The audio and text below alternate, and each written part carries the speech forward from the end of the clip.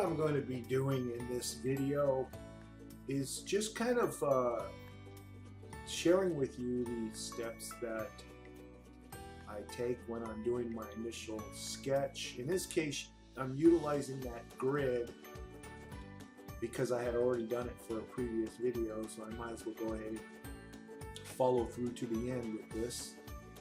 Now, I decided to divide this into several videos because it will be very, very long to be in one video. So I'm going to break it up into several. It's going to be quite a few. And that way I can share more real-time information here rather than speeding the whole thing up. I found that many of you appreciate the more real-time tutorials rather than those that go so fast you really don't know what's going on. So anyway, what I'm doing here is I'm using my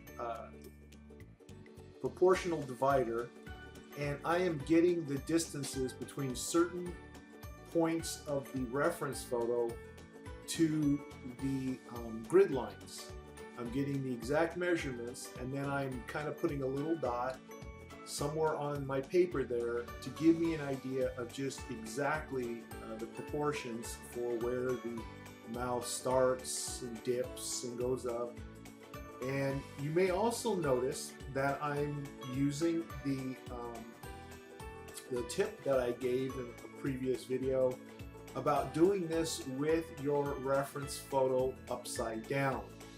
And I'm doing this especially for your benefit, but it also it helps me as well, because you don't focus so much on this is the shape of a mouth and this is the shape of a nose and so forth, but you just look at shapes in general, because when it is upside down, it is a lot easier to disengage your brain from trying to fill in gaps that you think need to be filled in but really do not. If you're going for realism and you want to duplicate what you see in a photograph onto your drawing paper or your canvas, then of course you're going to want to make sure that all your details are exact. If you start to fudge here and you fudge there, well then you're going to end up with fudge. It's just not going to be a really good exact replication. In other words, it's not going to be as realistic to the original as it can be. So I decided that in the process of drawing this person here, that I'm going to just share it with you as I'm going along. One of the differences is that one, I don't normally use such a crazy grid like this one, where they're so bold, the lines are bold, but I already had done it for the previous video, as I said, so there you go. I'm going to go ahead and use it. I don't want to print it again. And my reference photo itself doesn't even have a grid on it, and you will probably see that later on in the video. But this is just so I can get the proportions correct. As you can see, and I'm doing very careful measuring. Now notice the amount of time that I have taken so far just to draw that crooked line. Look at how much time I am taking for every minor detail here. Now that's another thing too. I have already drawn or sketched the main features of this person, the sides of the face, where the nose is located, where the eyes are located, and now I'm getting into more of the detail aspect, where I am now wanting to get every little thing in there. So we're going to go now and skip right over to the details part.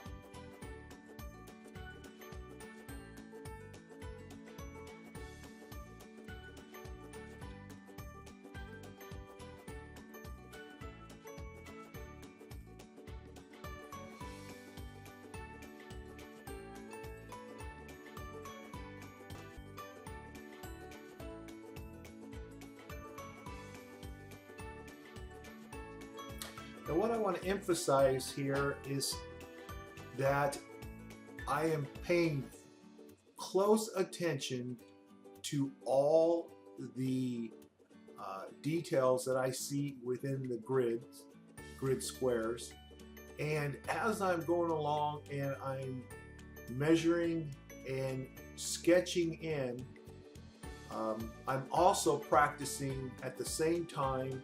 Like right here, I'm visualizing the distance without the divisional proportional divider, and I'm shading it in because if you'll notice on the reference photo, the seam of the mouth, the gap between the upper and lower lip, that is dark, very dark. And I'll go back to measuring, as you can see here, because I want to make sure that that other end is in the correct distance. And then I will use my eyes again, and I will gauge the size of the opening of the mouth. And then I may go back and just double check to see that I've done that correctly, which is a good exercise for helping you to note details, proportions, and distances with your eyes. See right here, I'm looking at the reference and I'm gauging, okay, it slopes up, this one slopes down, so forth, and then I'm going to verify, did I do that correctly? Okay, I did, good. So then I'm going to continue on. And then for the dark areas, I will give it a light shade inside, just to give me some kind of indication that is the dark area. And I won't do it very dark, of course, because if I decide I want to go with carbon or I want to go with charcoal for this area, if I have too much graphite laid down in here, it will just slide right off the top of the graphite. So if I go in lightly with graphite, just to give me a light shade as a matter of just landmarking it, then I won't have any problems putting charcoal or carbon or the 9XXB, whatever I decide to use for those dark areas. So anytime you do an initial sketch like I'm doing here, you want to do it where you're not doing it too dark, because these lines need to be either blended during your shading or erased. You don't want your drawing to be, you know, a bunch of lines that make up your drawing. Otherwise it becomes more of a cartoon than it does a realistic person, or if you're doing landscape, trees and ponds and whatever. Okay, so be very light with your pencil, and especially in this case, I'm using this Bonanza 1329 only because I happen to have a box of them. I don't use them for anything. I don't write with them because I have a lot of other pencils that I happen to like a whole lot better, and I just don't want to waste them. So what I've decided to do is to just use it and just make sure to have a very light hand when doing your sketch. That's what's important, is have a very light hand. You want to be able to erase any of this real easily without any kind of, you know, markings left behind that might mess up areas such as highlights and so forth. Okay, now let's go ahead and move on. Okay, now here you see I've already finished quite a bit of this initial sketch, and if you look at the detail of my sketch, you will notice that I must have spent a lot of time on those details, and that would be a good assumption. And for many, they might feel, hey, why waste so much time with the initial sketch? Just get a rough sketch and then get right into shading. Yes, I've done that before. The only thing is, it all depends on what I want as my final product. If I want something that is more moving towards hyper realism or just real super photorealism, just like the desert man drawing that I did, or the girl in the wall. Those were drawings that I did when I felt like drawing real photorealistically.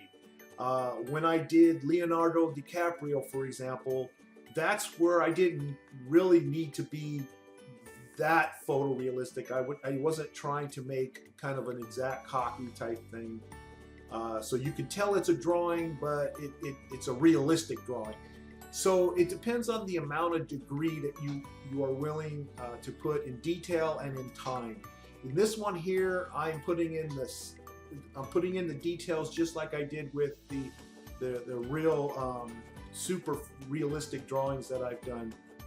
I want to add to that portfolio, and so I've decided that this one here, I'm going to spend a whole lot of time doing it, and that's what I'm going to be sharing with you in this video series, this number of tutorials, part 1 to part whatever until it's done. Now we've got about 3 more minutes in this video here, because I'm going to cut them off at about 15 minutes. I don't want them to be too long, and then we will you'll get part 2, part 3, and so forth. Now as I'm rambling on here, and you can just watch what I'm doing, there's not a whole lot for me to explain. You can see that I'm just marking off tiny little pores here and there, just the number of them that will give me a reference to where they are in relation to you know, other objects on the face. I will go in there and detail lines. I will detail just the more outstanding features. As far as every single pore you see on this face, I'm not going to put those all in. I'm just going to put a few just to give me a reference, like I said. For the most part, I will include those details when I am in my shading and blending phase of doing this. But I do want to get the majority of these lines in, and if you'll look at this sketch so far, you can see that I have detailed all the, I guess, all the details that really stand out. The creases, the wrinkles, all those items. And there's another thing I want to point out too is, for example, let me show you this right here. In a previous tutorial, I talked about negative space.